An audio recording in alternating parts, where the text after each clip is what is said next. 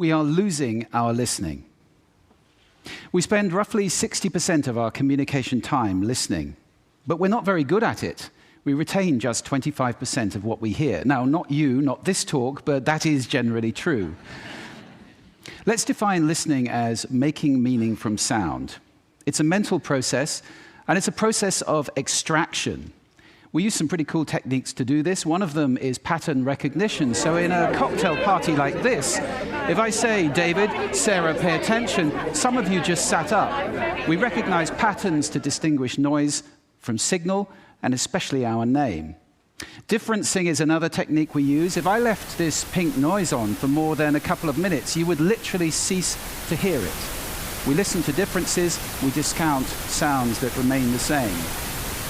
And then there is a whole range of filters. These filters take us from all sound down to what we pay attention to.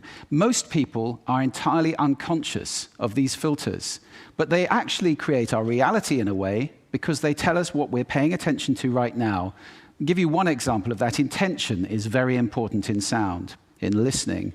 When I married my wife, I promised her that I would listen to her every day as if for the first time. Now that's something I fall short of on a daily basis.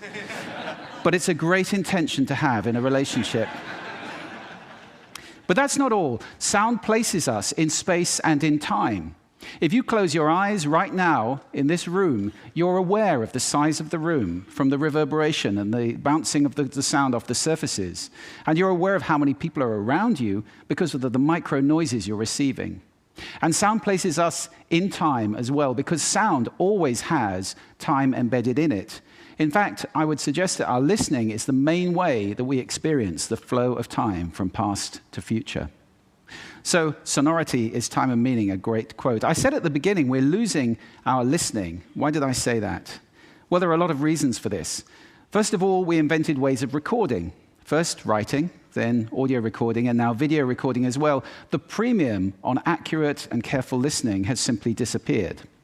Secondly, the world is now so noisy, with this cacophony going on visually and auditorily, it's just hard to listen. It's tiring to listen. Many people take refuge in headphones, but they turn big public spaces like this, shared soundscapes, into millions of tiny little personal sound bubbles.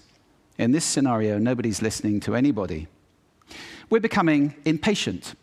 We don't want oratory anymore, we want sound bites. And the art of conversation is being replaced, dangerously, I think, by personal broadcasting. I don't know how much listening there is in this conversation, which is sadly very common, especially in the UK. We're becoming desensitized. Our media have to scream at us with these kind of headlines in order to get our attention. And that means it's harder for us to pay attention to the quiet, the subtle, the understated. This is a serious problem that we're losing our listening. This is not trivial, because listening is our access to understanding. Conscious listening always creates understanding, and only without conscious listening can these things happen. A world where we don't listen to each other at all is a very scary place indeed. So I'd like to share with you 5 simple exercises, tools you can take away with you to improve your own conscious listening. Would you like that? Yes. Good. The first one is silence. Just 3 minutes a day of silence is a wonderful exercise to reset your ears and to recalibrate so that you can hear the quiet again. If you can't get absolute silence, go for quiet. That's absolutely fine. Second, I call this the mixer. So even if you're in a noisy environment like this, and we all spend a lot of time in places like this, listen in the coffee bar to how many channels of sound can I hear? How many individual channels in that mix am I listening to? You can do it in a beautiful place as well, like a lake. How many birds am I hearing? Where are they? Where are those ripples? It's a great exercise for improving the quality of your listening. Third, this exercise I call savoring, and this is a beautiful exercise. It's about enjoying mundane sounds. This, for example, is my tumble dryer. It's a waltz. 1, 2, 3, 1, 2, 3, 1, 2, 3. I love it. Or just try this one on for size.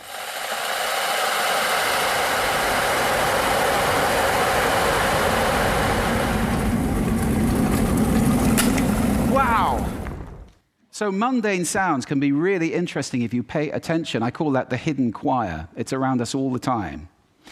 The next exercise is probably the most important of all of these. If you just take one thing away, this is listening positions. The idea that you can move your listening position to what's appropriate to what you're listening to. This is playing with those filters. You remember I gave you those filters at the beginning? It's starting to play with them as levers, to get conscious about them and to move to different places. These are just some of the listening positions or scales of listening positions that you can use. There are many. Have fun with that. It's very exciting. And finally, an acronym. You can use this in listening, in communication. If you're in any one of those roles, and I think that probably is everybody who's listening to this talk. The acronym is RASA, which is the Sanskrit word for juice or essence. And RASA stands for receive, which means pay attention to the person, appreciate, making little noises like, oh, okay. Summarize, the word so is very important in communication, and ask questions afterwards. Now, sound is my passion, it's my life. I wrote a whole book about it, so I live to listen. That's too much to ask for most people. But I believe that every human being needs to listen consciously in order to live fully. Connected in space and in time to the physical world around us, connected in understanding to each other, not to mention spiritually connected, because every spiritual path I know of has listening and contemplation at its heart. That's why we need to teach listening in our schools as a skill. Why is it not taught? It's crazy. And if we can teach listening in our schools, we can take our listening off that slippery slope to that dangerous, scary world that I talked about and move it to a place where everybody is consciously listening all the time, or at least capable of doing it. Now, I don't know how to do that, but this is TED. And I think the TED community is capable of anything. So I invite you to connect with me, connect with each other, take this mission out, and let's get listening taught in schools and transform the world in one generation to a conscious listening world, a world of connection, a world of understanding, and a world of peace. Thank you for listening to me today.